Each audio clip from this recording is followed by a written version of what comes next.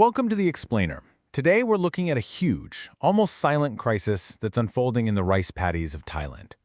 In a country that proudly calls itself the kitchen of the world, an entire generation of farmers they're disappearing. And that raises a really critical question. What on earth happens when they're all gone? See, this isn't really a story about numbers and spreadsheets. It's about people. For so many farming families, this isn't just one tough year. It's the end of the line. It's the final harvest.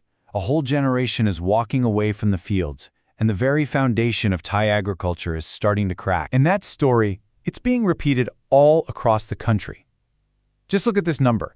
The average age of a Thai farmer has now climbed to almost 59 years old.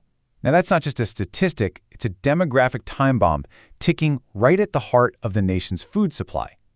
So the question is, who's going to work the land when they can't anymore? To really understand what's at stake here, we first need to get a handle on the very real human cost of this crisis. So how did we get here? Well, this isn't some random accident.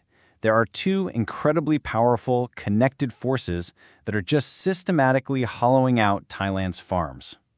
First, a demographic cliff, and second, a crushing debt trap. Let's start with that demographic cliff. In just the last 10 years, Thailand's agricultural workforce has shrunk by 4 million people. 4 million. That isn't a slow leak. It's a full-blown mass exodus from the countryside into the cities. So why are they all leaving? Honestly, it's a pretty simple and rational choice when you look at the money. The average farm worker makes around 128,000 baht a year, but a non-farm worker, almost 580,000. We're talking more than 4 times the income. The choice is pretty clear, isn't it? And then you have the second force, this nationwide debt trap. I mean, look at this. A staggering 90% of all farmer households in Thailand are in debt. It's become this near inescapable cycle, and it's the main engine that's forcing land right out of their hands. And if we zoom in a bit, it gets even worse. The average debt is around 450,000 bahts. But the really devastating number is the debt-to-income ratio. It's over 12 times what they earn in a year. This means about half of all indebted farmers are what we call chronically indebted. They can only afford to pay the interest, never the actual loan. So let's be clear. This isn't debt for investing in the farm. This is the debt of just trying to survive. Now, this whole crisis has sparked a huge, high-stakes debate. Really, a debate over the soul of the nation's kitchen. It's revealed two completely different visions for what the future of food in Thailand should look like. To make this easier to understand, let's frame it as two opposing arguments. We'll call one Amelia's Gambit. This side sees the crisis as a chance, a necessary push towards corporate-led efficiency and modernization. Then you have David's Stand. This side argues that what's being called progress is actually extinction in disguise, a move that destroys local resilience and basically hands over control of the entire food supply. And you can see how far apart they are when you look at government policy. Amelia's side champions the state's cassette-playing yai, or large-scale farming program, as the perfect tool for efficiency. But David's side, they call it an illusion. A policy that talks a big game, but actually just helps the big corporate players take over. And what about technology? It's the same story.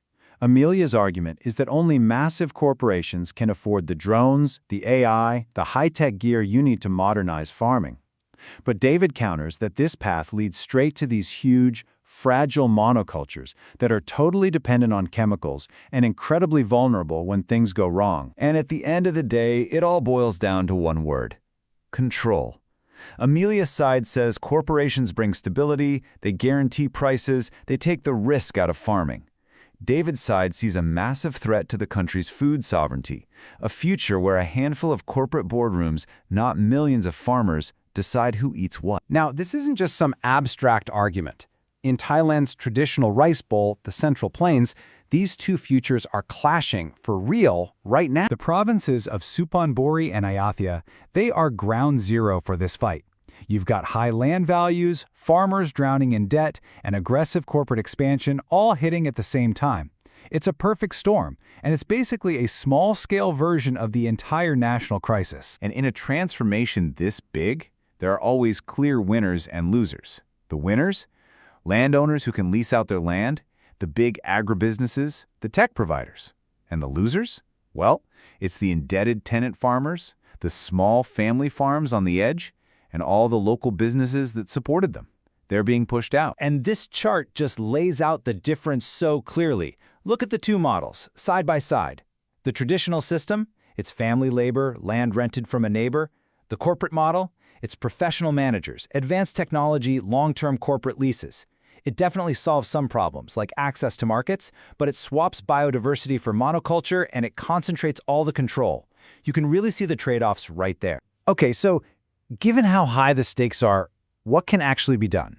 It turns out there are 4 key levers that could really steer the future of Thai agriculture one way or the other. So here are the 4 big ones. First, real debt and land reform. Things like a national land bank to actually break that cycle of debt leading to land loss. Second, be strategic about technology. Support and fund tech that actually helps small, diverse farms, not just industrial giants. Third, fix the policy. Reform that Kaset Plain Yai program to build strong, farmer-owned cooperatives that have real power. And finally, number 4, start putting a real economic value on things like biodiversity and healthy soil, using tools like carbon credits or premium price. Because ultimately, the choices made around these 4 points are going to decide the very identity of the person growing food for the nation. Is that person going to be an independent farmer, or are they going to be a corporate employee? Which leaves us with this final, critical question. As Thailand stands at this agricultural crossroads, the path it takes won't just define the future of its farms. It will define the future of its food security, its ecological resilience, and maybe even the very soul of the nation itself. If you want more no-nonsense stories about power, money, and the systems behind them, subscribe to Meridian Channel.